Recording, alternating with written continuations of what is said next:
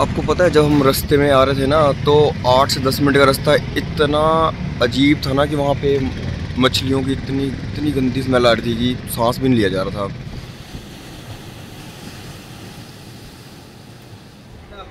तो स्वागत है आपका नई वीडियो में और आज हम जा रहे हैं गुजरात राज्य के श्री द्वारका जी में।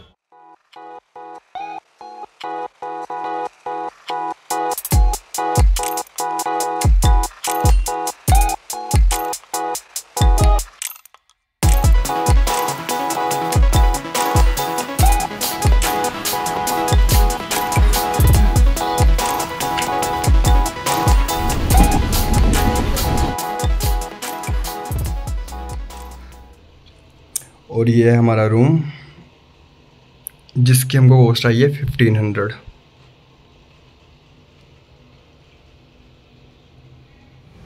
तो स्वागत है आपका गुजरात के श्री द्वारका जी में। और जैसे अभी हम दिल्ली से निकले थे ना तो वहाँ पे इतनी ठंड थी और जैसे हम यहाँ पे आए यहाँ पे किसी ने भी कुछ विंटर के कपड़े नहीं डाल रखे थे, कुछ भी नहीं था।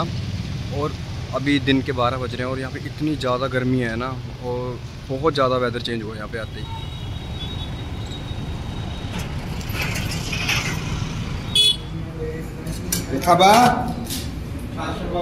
ये है गुजराती थाली, 150 इसका प्राइस है और अनलिमिटेड फूड है। ब्रेकफास्ट हो गया डन और आज अभी मैंने जो ट्राई किया वो थी गुजराती थाली और 150 इसका प्राइस था। अनलिमिटेड फूड जितना मर्जी खा सकते हो। मैंने तो ढोकला था, बहुत बढ़िया लगा। मैंने उसको बहुत रिपीट में 4-5 बार खाया मैंने उसको और बहुत बढ़िया खाना था।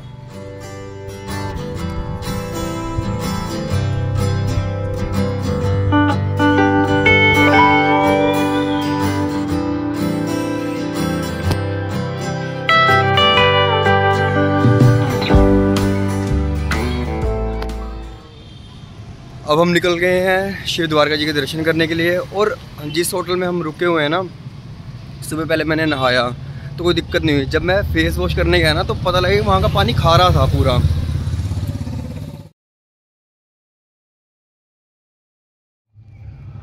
ये है सामने श्री द्वारका जी का मंदिर। और कहा जाता है कि अगर कोई भी श्रद्धालु यहाँ पे दर्शन के लिए आता है तो पहले गोमती नदी में स्नान करता है।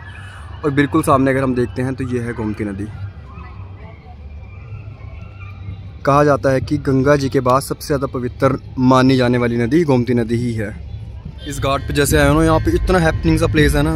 देखो ये बर्ड्स, ये गौइयाँ बैठे हैं। और यहाँ पे देखा कि कैमल राइड भी हो रही थी यहाँ पे।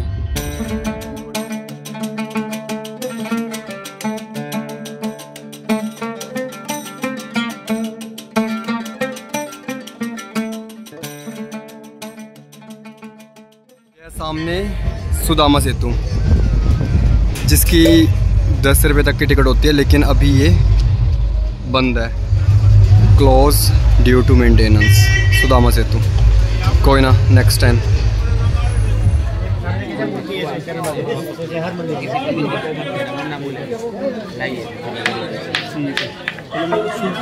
ये लीजिए, दर्शन तो हो चुके हैं बहुत बढ़िया। और ये है कुछ बाहर से व्यू।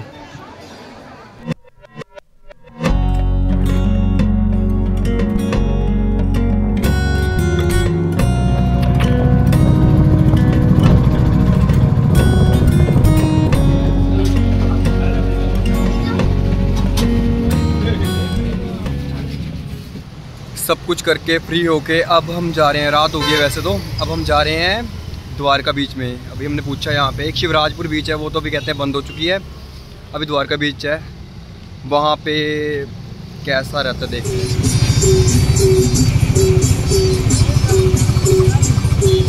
अभी हम ऑटो में बैठे हैं और बंदा कह रहा है कि मैंने 1500 रुपये आज अर्न किया है और जितने का तेल डलेगा ना और रेस्ट जो पैसे बचेंगे बस वो मेरी इनकम होगी आज के दिन की। तो अब बताएगा कितनी इनकम होती है इसमें। बताओ। 321 तो कितने हो गए? 1200 तो 1200 रुपये की इनकम होगी भैया की। डाल रहा हूँ आपका डालूंगा। कितने हो गए भैया आपको? 1250। और थोड़ा अच्छे बजे कपड़े वपड़े दिखा दो। तो ऐसा भी है कुछ बटकेश्वर महादेव बीच का।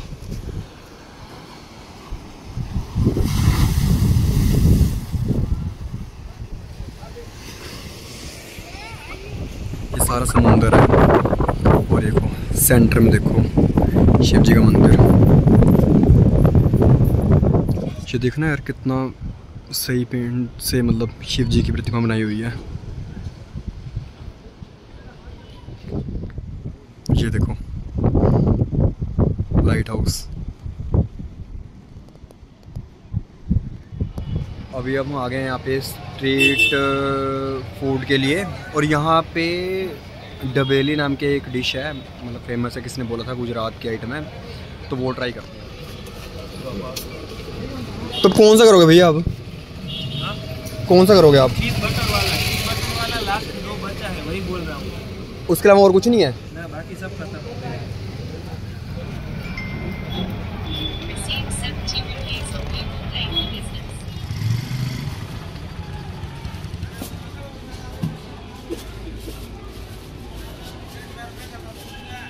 कैसा लगा? तो जोन सी डबेली मैंने खानी थी ना, वो तो सिंपल ही थी, बट भैया कहते मेरे पास बड़ी ही चीज़ वाली है, तो मैंने चीज़ वाली खाई यार, इतनी सही, इतनी टेस्टी, बढ़िया थी। और ये आ गया हमारा वेज मंचूरियन।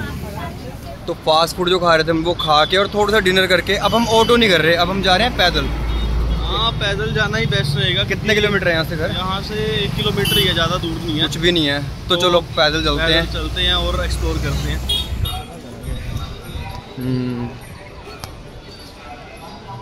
आज हम कहाँ जाएंगे? आज नागेश्वर, गोपी तालाब, बेट द्वारका, रुक्मणी जी, शिवराजपुर बीच, सिद्धनाथ महादेव, 6 जगह पे जाएंगे।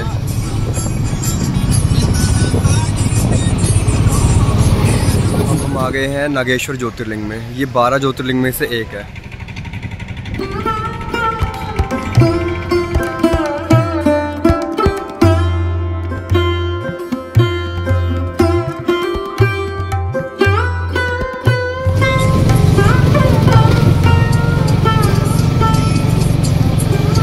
ये 100 ग्राम कर देना, 100 ग्राम ये, 100 ग्राम ये, 100 ग्राम ये। ये अपना ब्रेकफास्ट सुबह का। हम पहुंच चुके हैं गोपी तालाब में। जब आखिरी समय में गोपियों ने अपने प्राण त्यागे थे तो वो इसी तालाब में समाहित हो गई थी और यहाँ की जो मिट्टी है वो पीली पड़ गई थी और उसी मिट्टी को गोपी चंदन कहते हैं। ये है वो चंदन, इसी तालाब में से निकलता है। ये कितने का है? ये वाला 10 का। ये कहाँ पे लगाते हैं? शरीर पे। और ये भी ये भगवान को लगता है। अच्छा, ये भगवान को लगता है, ये अपने लिए होता है। तो ये दे देना, एक दे देना। ये है गोपी तालाब। अच्छा, जैन वाला दूसरा है, 30 रुपये का जैन वाला है और 40 का दूसरा है प्याज वाला। एक काम करो, प्याज वाला लगा दो, 40 वाला। हाँ, चने होते हैं ना, उसको पीसा हुआ है। ये देखो,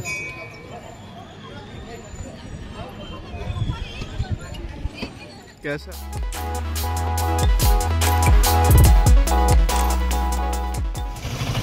ऑटो ने तुमको उतार दिया यहीं पे। अब हम आए हैं बेट द्वारका और यहाँ से आधा किलोमीटर का रास्ता पैदल चल के जाना पड़ेगा। ये देखो, अगर आपने पैदल चल के नहीं जाना, बहुत थके हुए आप, ये देखो, ये भी एक तरीका है सफ़र करने का।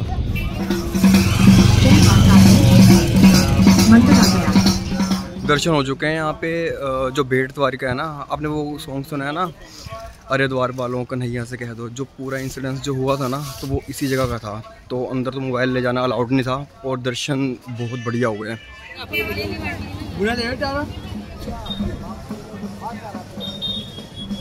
ये नमकीन आ गई है, तो मिट्टी भी नहीं थी।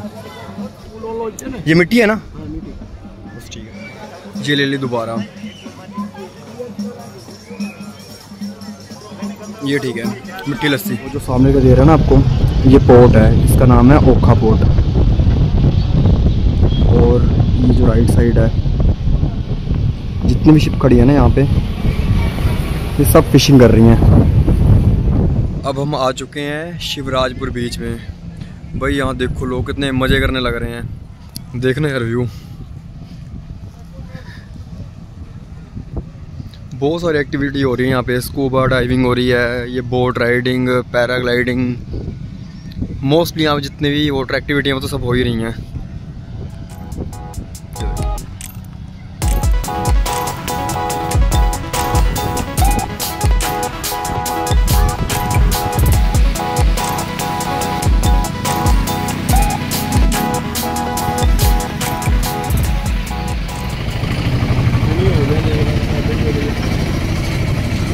शिवराजपुर बीच घूमने के बाद अब हम पहुंच चुके हैं श्री रुक्मिणी देवी मंदिर में, जो कि हमारे श्री द्वारका जी है उससे 2 से 3 किलोमीटर दूरी पे है। ये है श्री रुक्मिणी देवी टेम्पल। यहाँ पर ही श्री रुक्मिणी देवी जी कृष्ण जी से 12 सालों तक दूर रहे थे दुर्वासा ऋषि के श्राप की वजह से।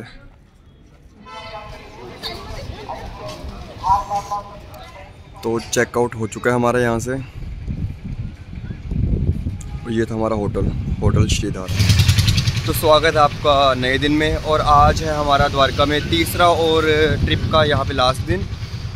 आज कुछ करने के लिए कुछ है नहीं खास। आज हम जाएंगे गोमती नदी में स्नान करेंगे और एक बार फिर से श्री द्वारका जी के दर्शन करेंगे।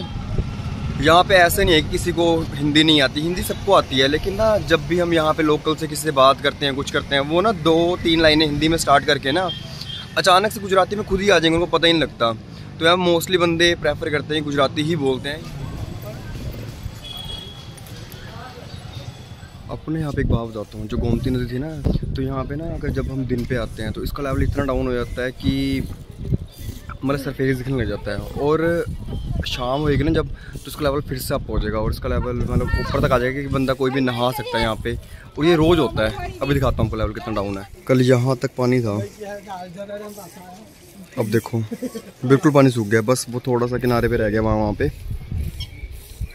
और जब शाम होगी ना, वो जो लोग जा रहे हैं ना ऊपर,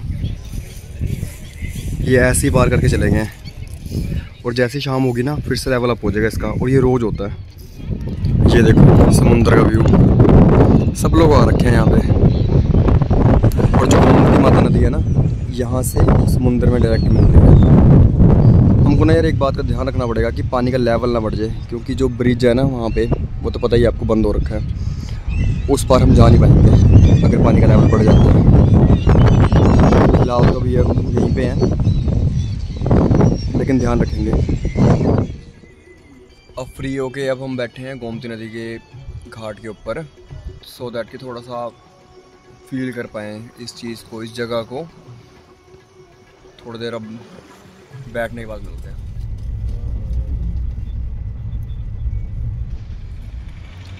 तो अब हम पहुंच चुके हैं सोमनाथ में, और सुबह के 5:15 बज रहे हैं। लेकिन जैसे हम यहाँ पे आए ना, तो पता लगा कि हमारी चेकिंग 11:30 बजे तक है। तो हमने होटल वाले से बात की कि कोई रूम वगैरह दे देना, तो कहता कोई अवेलेबिलिटी नहीं है, आप सिर्फ हमारे वॉशरूम वगैरह यूज़ करना चाहो तो कर सकते हो, लेकिन उस टाइम तक कुछ भी नहीं है। तो बस अब उस टाइम तक वेट करते हैं।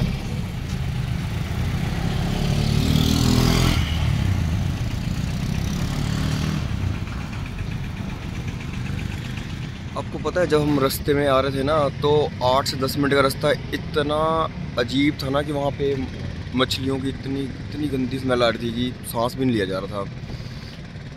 बहुत अजीब रास्ता था। अभी उन्होंने ये रूम दिया हमको फ्रेश वगैरह होने के लिए, नहाने धोने के लिए।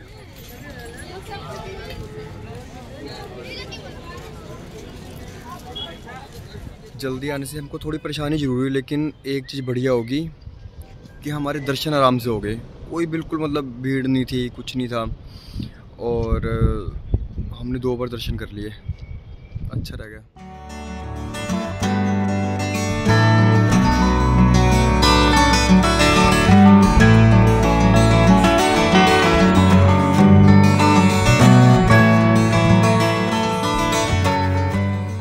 अगर हम सोमनाथ की बात करें तो ये 12 ज्योतिर्लिंग में से एक ज्योतिर्लिंग है, और अगर हम सबसे पहले और पुरातन ज्योतिर्लिंग की बात करते हैं तो भी यही सोमनाथ का ही मंदिर है। मंदिर के बिल्कुल साथ में ना एक ये बना हुआ है स्टैचू, जिसको बाण स्तंभ कहते हैं। इसके नीचे जो लिखा हुआ है ना, उस पर लिखा हुआ है असमुद्रात दक्षिण ध्रुवे पयंत अबादित ज्योतिर्मार्ग, जिसका ये मतलब होता है कि यहाँ से अगर हम डायरेक्ट जाते हैं, यहाँ से सीधा, इस डायरेक्शन की ओर जहाँ पे वो एरो साइन कर रहा है।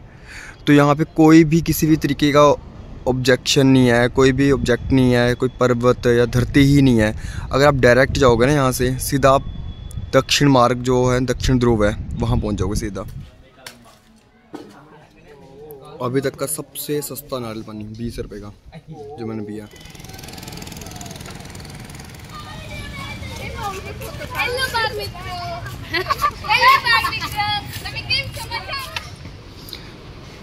तो फाइनली रूम मिल गया। अब करेंगे थोड़ा आराम, फिर जाएंगे लोकल जगह पे।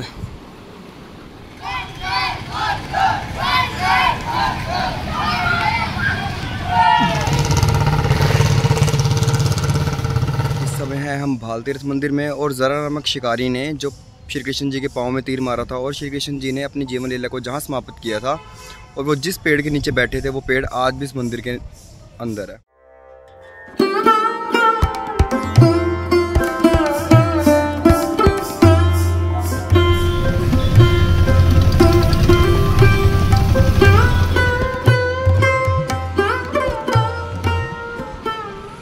अगर आप सोमनाथ मंदिर आ रहे हो तो यहाँ पे गवर्नमेंट सर्किट हाउस है और आपके घर में से कोई भी बंदा अगर गवर्नमेंट जॉब करता है तो वो ऑनलाइन बुकिंग करवा के यहाँ पे रूम ले सकता है। ये है वो गवर्नमेंट सर्किट हाउस और सामने मंदिर और ये सामने व्यू। ट्रिप का लास्ट दिन था आज, तो ऐसा था कि जाने से पहले एक बार सनसेट व्यू देखेंगे, लेकिन घूमते घूमते पता ही नहीं लगा, पूरा दिन ही बीत गया और यहाँ पे रात हो गई। अमिताभ बच्चन जी की हमने बात मान ली जो कहते थे कुछ दिन तो गुजारा गुजरात में। गुजार लिए हमने कुछ दिन, अच्छे थे, बहुत बढ़िया थे। तो इस ट्रिप पे हमने किया 4 धामों में से एक धाम श्री द्वारका जी और 2 ज्योतिर्लिंग हो गए हमारे कवर, जिसमें से एक हमने किया सोमनाथ जी का और एक हमने किया नागेश्वर ज्योतिर्लिंग का। तो इस वीडियो को करते हैं यहीं पे ख़त्म और मिलते हैं नई जगह पे नई वीडियो के साथ।